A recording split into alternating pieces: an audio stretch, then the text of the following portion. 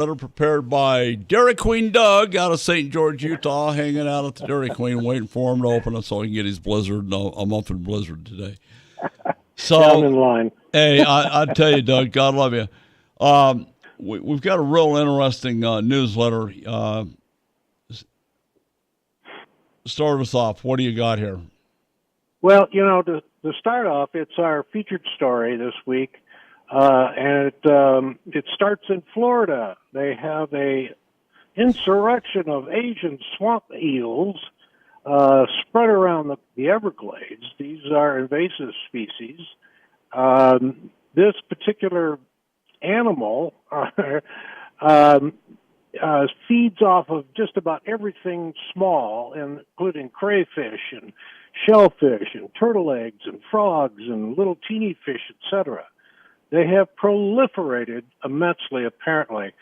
And now this is another another one of these invasive species they've had to deal with down there, including, snakes and alligators and got all these carp, you name it. Florida gets hit hard. Well, don't forget the feral chimpanzees. Now.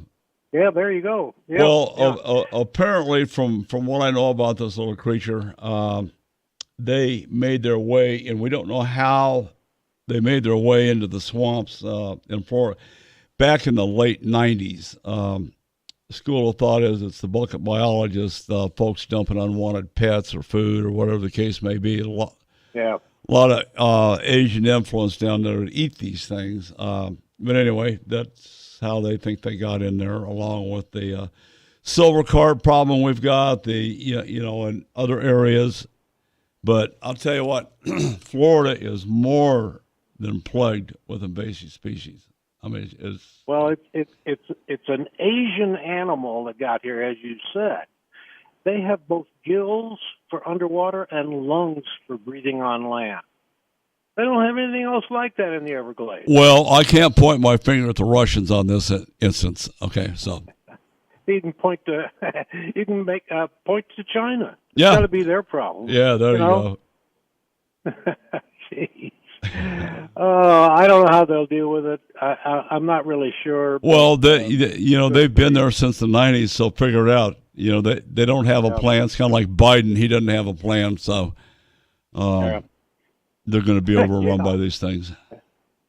I think the Democrats planted those. Yeah. All right, let's move on. Across the nation, just a note to any of you guys out there hunting or even visitors, bears are out and they're moving about. And don't be surprised when you see a mama bear, you're going to see some cubs.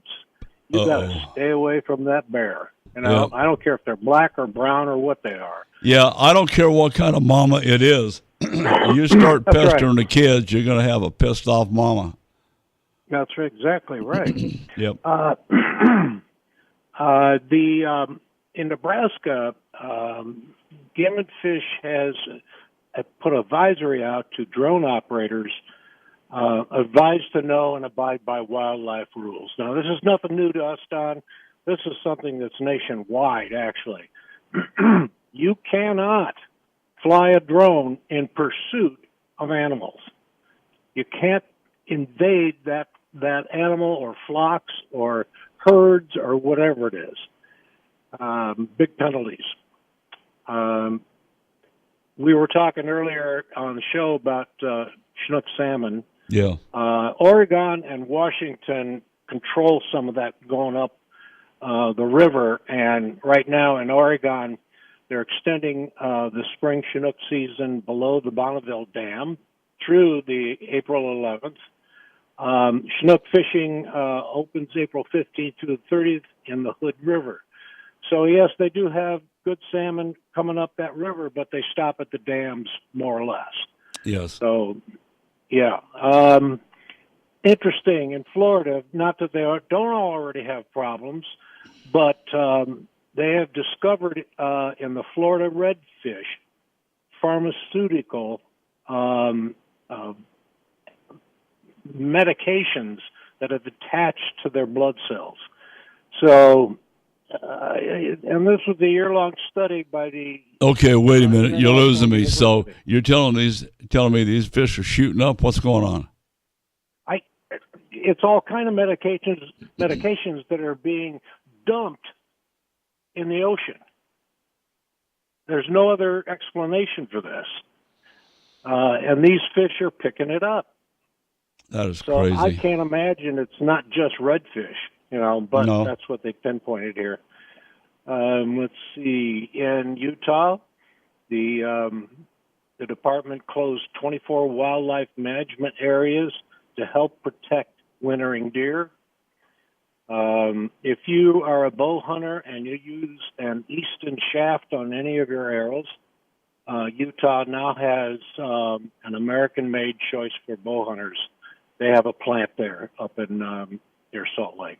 Just good information. Yep. Okay. Last but not least, this is an article I just couldn't believe when I read it. In Montana, they say the toilet thief strikes again. Now, Whoa. Okay. Wait, what? Yeah, there is a guy out there, whoever it is, since the beginning of Okay, the wait a year- minute. How do you know it's a guy? Stop it. I don't know. They don't even know who he is or is she. It could be a it. It could be an it, yeah. But since the beginning of the year, he's been stealing latrine risers, pedestals, toilet seats, and lids, and he has stolen, or she has stolen, up to 6 separate occasions from fishing access sites near Billings, Montana. What the hell is they doing? I can't even wrap my head around this. No, I can't What? either. It's amazing. I don't know. It blows me away sometimes when I read some of this stuff. Moving on. I'm speechless. Okay. Again, every once in a while we get accolades out of Ohio on the Lake Erie fishing seasons. They have now a historic run going on between the walleye and the perch. This lake has always had, it's a great repository for fish. I've been out on that lake several times just for these two fish.